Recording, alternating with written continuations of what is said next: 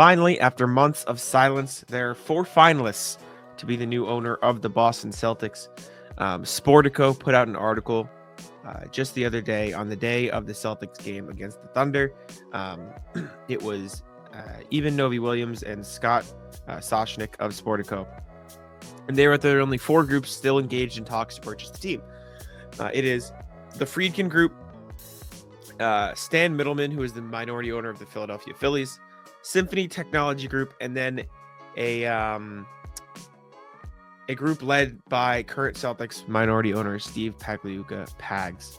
So we finally have some answers regarding who could purchase the team. I did a little bit of a detailing stuff for Houdini, so I have some details about each of those groups and stuff. Nothing like crazy, nothing groundbreaking, but we finally have some news as to who could potentially own the Celtics. The good news: we did not hear Fenway Sports Group. Clap it up, everybody! Clap it up. No John Henry, no LeBron, none of it. None of the cheap bullshit that those guys love to pull with their teams. Even though the Red Sox sound like they might be back and Liverpool's about to win the Premier League, but that's neither here nor there. I'm happy that we don't have to worry about that with the Celtics, but I did see today, we can talk more about the ownership as the video goes, because you know more than I do.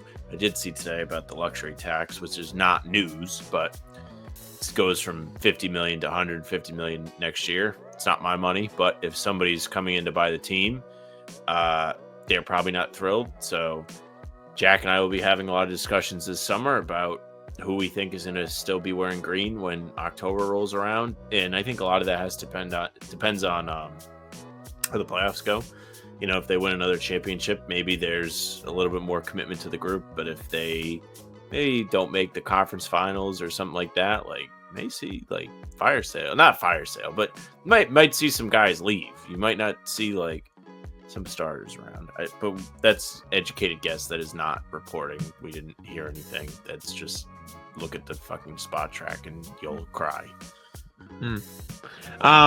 Yeah, it's gonna be quite the financial predicament that anybody who buys the team is gonna be in. But regarding the actual people who are finalists to buy the team, first up is the Friedkin Group, which is led by Dan Friedkin.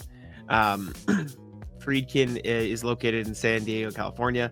His grandfather, Kenny Friedkin, founded Pacific Southwest Airlines. So if you're curious what they do, who they are, Dan Friedkin is the current owner and CEO of it. Dan Friedkin owns Gulf States Toyota, which sold $11 billion worth of Toyotas in 2023. His company is based in Houston. Stuff like that. It sounds like that. His film production studio also produced Flowers of the Killer Moon, which is the book I just read, and also Scorsese movie, Leo. Yep, yeah, and also Forbes just got the title of the book wrong in the article, so that's pretty funny. It's Killers of the Flower Moon, not Flowers of the Killer Moon. I hope good friend of the program, Bobby Kravitsky, didn't write this article. There you go. No. This is like Forbes financials.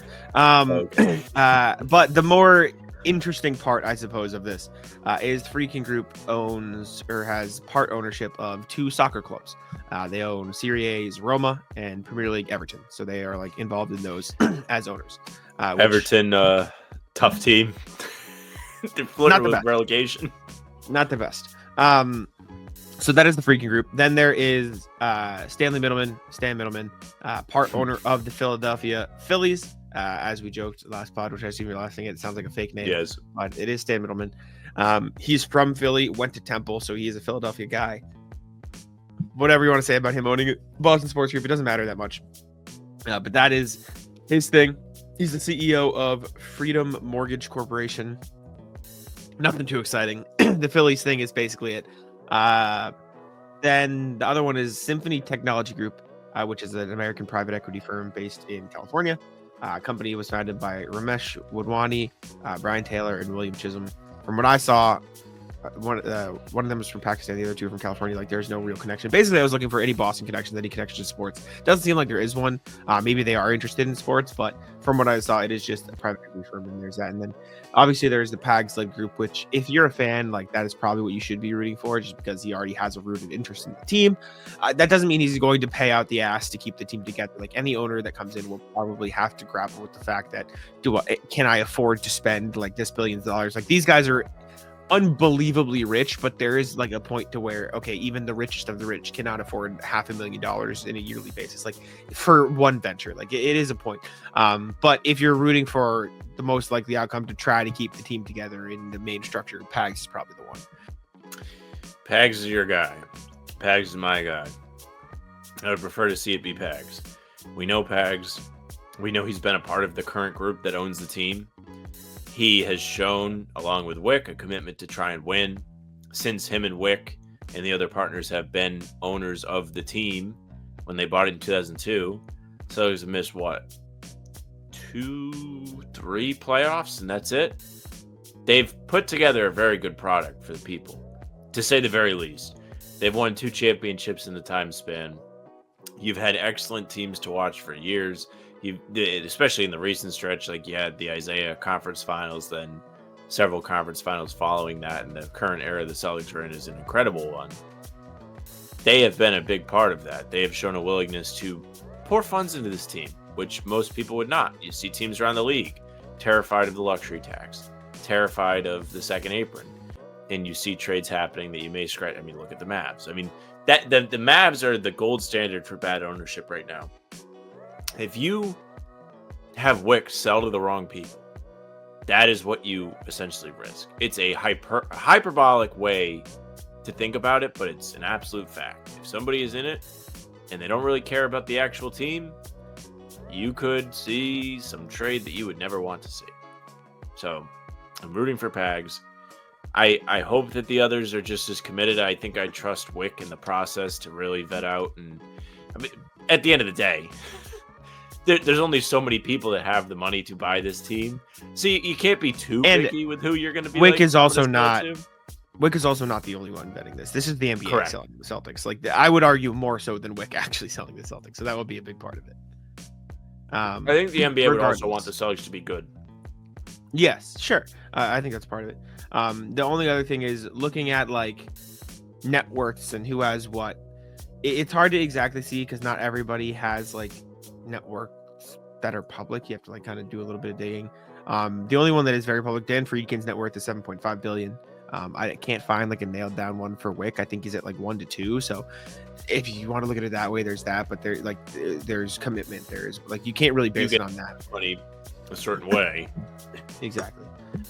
Regardless, I don't know if there's anything else to say about all these things. We won't probably know until a little bit deeper into the spring, which I guess we're in March, but we'll have to see how it works. Keep an eye on things. We'll see what happens. Make sure to leave a like. Let us know what you think of the owners. Who do you want to own the Celtics? All that good stuff. Subscribe, and I'll let Sam take it out. Yeah, thank you very much for listening and watching. Make sure you leave a like, comment. Like Jack said, tell us who you would like to see on the Celtics.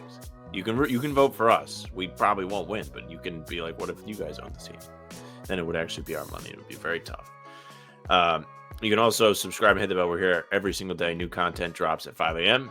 Full pods drop Tuesday, Thursday, Sunday. Game recaps the morning after each game. Other videos like this one on the channel in between to keep you up to date with all things Celtics. You can find us on Spotify and Apple too. All pods and recaps are up there. So if you just want the audio, we will be there no matter what. Email us, hbtcpod@gmail.com. We did get a couple emails after the Thunder game yesterday, but we'll be reading them. Saturday. There's a game tomorrow, game Saturday. Keep your eyes peeled. hbtcpod@gmail.com. The socials are at How About Them C's for Twitter, Instagram, TikTok, Facebook's the name of the pod. All streams are there. They're on YouTube. They're on Twitter. Jack's Twitter is JacksMoneNBA's. TikTok is at JacksMoneNBA. He's doing daily content there. I mean, that's going to be on Twitter too, but give him a follow. Not daily. Not daily. He's doing really good content. That might as well be daily. He gives regular content. And my Twitter's at Samuel Francis. It's a first spot. Taco. Come on. Taco.